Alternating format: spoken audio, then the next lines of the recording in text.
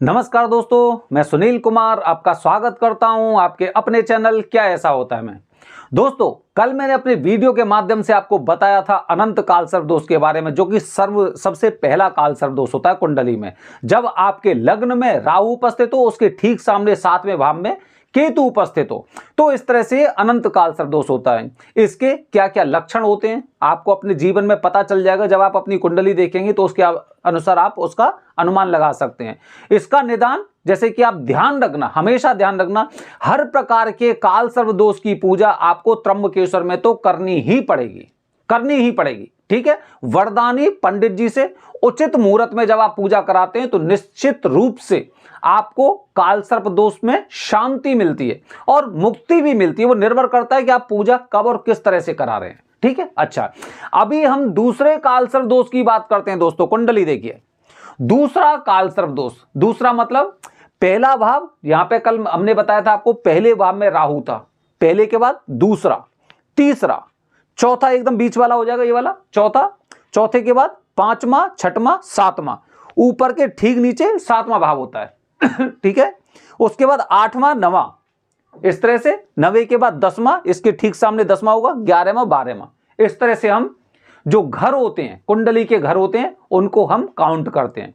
तो दूसरा भाव दोस्तों आपको दिखाई दे रहा है। दूसरे भाव में जब राहु उपस्थित होता है और 2 और 6 8, 8वें भाव में केतु उपस्थित होता है, फिर इस तरह से लाइन बनेगी, इस तरह से लाइन बनेगी। और इस तरह का मतलब ये हो गया कि अब या तो सारे ग्रह इधर होंगे या फिर सारे ग्रह इधर होंगे, राहु उधर, केतु इधर, इस तरह से, और आपकी कुंडली में इस तरह का काल सर्प दोष बनता है, जिसे बोलते हैं कुलिक काल सर्प दोष। देखा जाए तो कुलिक काल सर्प दोष कुंडली का सबसे खतरनाक काल सर्प दोष होता है, सबसे खतरनाक। वजह बताऊंगा और आप उसे देखिए। जिन लोगों की कुंडली में कुलिक नामक काल सर्प दोष है, उनके जीवन में ना बहुत समस्याएं।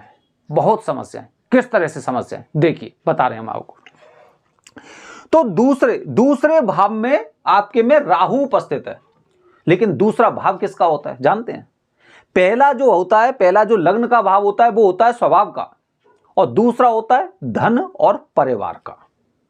धन और परिवार, आप खुद सोचिए, धन और परिवार पर अगर ग्रहण लग जाता है तो क्या बचा मेरे पास?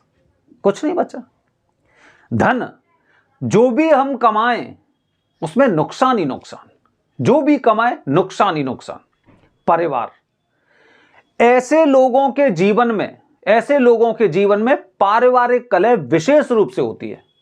अगर इन्होंने काल सर्प दोष की पूजा नहीं कराई है, या फिर इन्होंने किसी अच्छे एस्ट्रोलॉजर से अपनी कुंडली नहीं दिखाई है, कोई ऐसे इन्होंने कोई उपाय नहीं किए, तो आप ये मानिए कि इनके जीवन में गृह कलेश लगा रहता है। पति पत्नी में ज्यादातर अनबन रहती है और स्थिति आ जाती है तलाक तक की, इस तरह की स्थिति आती है। ठीक है, तो घर परिवार में तलाक, मतलब बताया ना, परिवार पर अगर आपका ग्रहण लग गया, क्योंकि राहु क्या करेगा, राहु तो ग्रहण ही लगाएगा। जिस घर में बैठा होगा, ठीक है, जिस राशि के साथ होगा उसे ग्रहण लगाएगा वो। ठीक है, किसी के साथ काफी जो ग्रह होते हैं उनसे राहु की मित्रता होती है, जैसे कि बुध हो गए, शुक्र हो गए, शनि हो गए। इसके अलावा सूर्य, चंद्र, बृहस्पति, ठीक है, इनके साथ मंगल, इनके साथ ना इनकी शत्रुता होती है। ठीक है, तो जिनसे शत्रुता होती है उन्हें वो ग्रहण लगा देते हैं। ठीक है, अच्छा, अब दूसरे भाव को देखिए दोस्तों, कि दूसरे भाव में राहु उपस्थित है तो काल सर्प दोष तो बन रहा है। ठीक है, मतलब जो ग्रहण लगा वो किस पर लगा? धन पर लगा और परिवार पर लगा। परिवार का मतलब यह हो गया कि ज्यादातर पति पत्नी के बीच मतभेद। और धन का मतलब यह हो गया दोस्तों, कितनी भी नौकरी कर लेना, लेकिन पैसे की समस्या होनी है। और जिस समय आपने बिजनेस शुरू किया, हो सकता है उसमें भी आपका पार्टनर आपके माल को खा जाए, आपको ही बेदखल करते, या फिर आपने जो पैसा लगाया था बिजनेस में वो पैसा ना मूल भी नहीं बचा। अगर ऐसे लोग शेयर मार्केट या स्टॉक मार्केट या ट्रेडिंग में व्यवसाय करते हैं, तो आप ये मान के चलिए कि निश्चित रूप से आपने पहले से ही अपने बर्बादी का रास्ता ढूंढ लिया है। जो लोग जुए, सट्टा या फिर इस तरह के शेयर मार्केट वगैरह खेलते हैं, इनको उसमें परेशानी होनी है। ठीक है, ये तो हो गया। अच्छा, दूसरा भाव ये तो मैंने आपको बता दिया कि धन का और परिवार का होता है। अच्छा, दूसरे भाव में अब कितना नंबर लिखा हुआ है, आप देखेंगे कितना नंबर लिखा हुआ है। दूसरे भाव में लिखा हुआ है नंबर 4। दूसरे भाव में क्या लिखा हुआ, नंबर 4। ठीक है, नंबर 4 का मतलब हो गया कर्क राशि। कर्क राशि मतलब कर्क राशि में राहु है, कर्क राशि में राहु है। ठीक है, और कर्क राशि का स्वामी कौन होता है, चंद्र। कर्क राशि का स्वामी होता है चंद्र, और चंद्र के साथ राहु की शत्रुता, मतलब पैसे की बर्बादी तो ये मान लो आपके जीवन में ऐसी है, बहुत खतरनाक तरीके से। आप अपने नाम से कोई कार्य ना करके अपनी पत्नी के नाम से करिए, अपने बच्चों के नाम से करिए, अपने माता पिता के नाम से करिए, खुद थोड़ा सा स्वतंत्र रहिए। ठीक है, क्योंकि चंद्र ग्रहण दोष भी बन रहा है। हो सकता है इसकी वजह से आपके माताजी से संबंध भी आपके खराब रहने वाले हों या फिर खराब हों। फिर भी निर्भर करेगा चौथे भाव में कौन सा ग्रह बैठा हुआ है। अगर चंद्र की मित्र राशि चौथे भाव में बैठी हुई, क्योंकि चौथा घर होता है वो चंद्र का होता है, अब चंद्र अपने स्थान को छोड़कर दूसरे भाव में बैठे हुए हैं, तो यह भी देखा जाएगा कि चौथे भाव में कौन सा ग्रह बैठा हुआ है, चौथे भाव में। ठीक है, तो वहां पे अगर उसकी मित्र राशि है तो निश्चित रूप से आपको बहुत अच्छा फल मिलने वाला है। जैसे अगर गुरु बैठा हुआ है चौथे भाव में, तो गुरु चंद्र की मित्र राशि होती है, मतलब बच्चा नाम तो करेगा। अगर वो काल सर्प दोष से संबंधित चीजों का अगर निवारण करवाएगा ना, तो निश्चित रूप से लाभ करेगा। ठीक है, तो इस तरह से दोस्तों ये कुलिक काल सर्प दोष होता है। इसमें जो परेशानी है वो मैं आपको बता चुका हूं। निवारण के लिए आपको जब भी पता चलता है, क्योंकि दूसरे भाव का ना, जब हमारे पास धन भी नहीं बचा, हमारे पास परिवार नहीं बचा, तो क्या बचा हमारे पास। इसी तरह से इस कुंडली के लोग, इस तरह के लोग ज्यादातर नशे के आदी होते हैं। ये ना सारी चीजें भूल जाना चाहते हैं। इन लोगों को मान के चलिए आप कि इन लोगों को ना ये नशा गम बुलाने, कहते हैं ना, मुझे पीने का शौक नहीं, मैं पीता हूं गम बुलाने को। ठीक है, तो ये लोग ऐसे होते हैं कि ये अपने गम को बुलाने के लिए कुछ नशे की या फिर बहाना मान लो आप, मतलब ना नशे के आदी हो सकते हैं ये, क्योंकि इनके मार्ग में परेशानी खत्म होने का नाम ही नहीं ले रही। भाई पैसा था उसे कोई ले गया, पत्नी से संबंध अच्छे नहीं हो रहे हैं, पत्नी से बनी नहीं रही है, तो अब क्या बचा। तो ऐसे लोग ज्यादातर नशे का सेवन करते हैं, और ये मान लो नशे की जिस समय इनकी आदत लग गई, इनका जीवन तो बस ये मान लो कि बर्बाद है, अब कुछ नहीं बचा है इनके जीवन में। तो इसीलिए अगर मैं लोगों से क्या बोलता हूं कि कुंडली में अगर आपकी में पहले से पता चल जाता है कि आपकी कुंडली में काल सर्प दोष है, तो उसका अतिशीघ्र निवारण करना चाहिए। क्योंकि दोस्तों हमेशा याद रखना, काल सर्प दोष की एक बार पूजा कराने से मुक्ति नहीं मिलती है, एक बार पूजा कराने से मुक्ति नहीं मिलती है। इसका सबसे पहले 12 साल की उम्र तक आपको एक बार काल सर्प दोष की पूजा करवा लेनी चाहिए, चाहे आप उज्जैन में करवाइए या फिर आप त्र्यंबकेश्वर में करवाइए। एक बार पूजा इनको अपनी शादी से पहले करवानी चाहिए। ठीक है, चाहे वो त्र्यंबकेश्वर में करवाइए या महाकालेश्वर में करवाइए।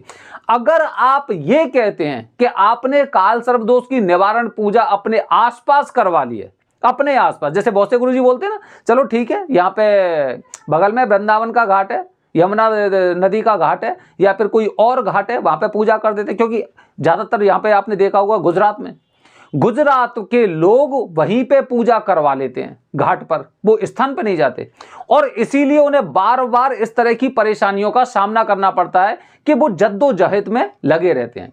तो अगर आपसे आपके गुरुजी बोल रहे हैं कि यहीं पे पूजा करा दें, वो पूजा तो हो गई, कोई बात नहीं, लेकिन ना आप ये मानिए, अगर एक शास्त्रों की दृष्टि से देखा जाए कि आपने पूजा नहीं करवाई, मतलब ना उसे एक तरह से जीरो मान के चलिए। पूजा करवाई, देखिए आप कुंडली दोष की पूजा कर रहे हैं, मतलब एक दोष निवारण की पूजा कर रहे हैं, उचित स्थान पर नहीं करवाई ना, तो आप ये मानिए कि आपने ना अपने ग्रहों को जागृत तो कर दिया लेकिन मुक्ति नहीं दिलवाई। तो जैसे ही ये लोग अपने आसपास पूजा कराते हैं तो उसके दुष्प्रभाव इन्हें ना बहुत अतिशीघ्र देखने को मिलते हैं। फिर ये कहते हैं पता नहीं पूजा हो सकता है ढंग से हुई कि नहीं हुई, इस तरह की चीजें। ठीक है, तो 12 साल तक आपको ये पूजा करवा लेनी चाहिए। जिससे कि वो वहीं पे शांत हो जाता है। उसके पश्चात शादी से पहले करवाइए, और जब भी आपकी कुंडली बताए आपको कि राहु की महादशा चल रही है या केतु की महादशा चल रही है, उस समय भी आपको ये पूजा करवानी चाहिए, बहुत जरूरी है। खासकर उसी समय तो ये मान लो वो तो एकदम परफेक्ट समय होता है कि अगर आपकी कुंडली के अनुसार किसी भी राहु या केतु में से किसी की महादशा चल रही है तो आपको यह पूजा अवश्य ही करवानी चाहिए। ठीक है, तो दोस्तों ये होता है कुलिक कालसर्प दोष। हमेशा एक बात ध्यान रखना दोस्तों, हमारे चैनल का उद्देश्य कभी भी किसी भावना को भड़काने का या अंधविश्वास फैलाने का नहीं है। ठीक है, जो हम मतलब शास्त्रों के अनुसार या कुंडली या एस्ट्रोलॉजी या ज्योतिषी के माध्यम से जो चीज हमें प्राप्त होती है, हम उसके आधार पर आपको जानकारी देने का प्रयास करते हैं। मानो या ना मानो यह आपकी खुद की इच्छा होती है। ठीक है, हम किसी को फोर्स नहीं करते कि ऐसा होता ही है, क्योंकि हमारे पास तो ज्यादातर लोग ऐसे ही आते हैं जो 45 साल के आसपास होते हैं, मतलब 40 साल और 40 वाली जो कहते हैं ना 35 से 45 50 तक, मतलब इस पीरियड के मतलब इस एज के लोग होते हैं। क्योंकि 45 साल तक 35 साल तक ना किसी पे विश्वास नहीं करते। जैसे अभी मैंने आपको बताया कि हम जबरदस्ती नहीं करते कि आप इसे मानिए, ये विश्वास नहीं करते। इनकी आंखें 35 साल या 40 साल के आसपास खुलती हैं, फिर ये कहते हैं मुझे पूजा करनी है और कब मुझे फल मिलेगा। ठीक है, तो ऐसी चीजें होती हैं दोस्तों। लेकिन यह है कि पूजा पाठ करने से निश्चित रूप से ग्रह शांत होते हैं, ये आपको विश्वास भी होना चाहिए। विधिवत पूजा कराने की जिम्मेदारी हमारी होती है कि अगर आप हमसे संपर्क करते हैं तो निश्चित रूप से आपको किसी तरह की कोई समस्या नहीं आने वाली है। ठीक है, बस ध्यान रखना, जिनसे पूजा करवानी है पूजा उन्हीं से करवाइए। जहां पे पूजा होनी है वहीं पे पूजा होनी चाहिए। जो मुहूर्त बताया गया है कालसर्प दोष की पूजा का, उसी मुहूर्त में पूजा होनी चाहिए। और उससे पहले की चीजें जो अर्जी और पेशी है, उसको तो आप हमारे चैनल के माध्यम से समझ ही गए होंगे कि किस तरह से लगती है। दोस्तों बने रहिए हमारे चैनल के साथ, आने वाली वीडियो में तीसरे कालसर्प दोष के बारे में आपको पूरी जानकारी दूंगा। आपको ना किसी से पूछने की आवश्यकता नहीं होगी। काफी बार पता है क्या होता है, काफी बार लोग कहते हैं कि भाई वो गुरुजी बता रहे थे कालसर्प दोष नहीं है, वो बता रहे हैं कालसर्प दोष है। अब क्या करें, आप खुद देखिए ना। जब आपको ये वीडियो तो अपने दोस्तों के साथ भी शेयर कीजिए। बने रहिए हमारे चैनल के साथ दोस्तों। हर हर महादेव।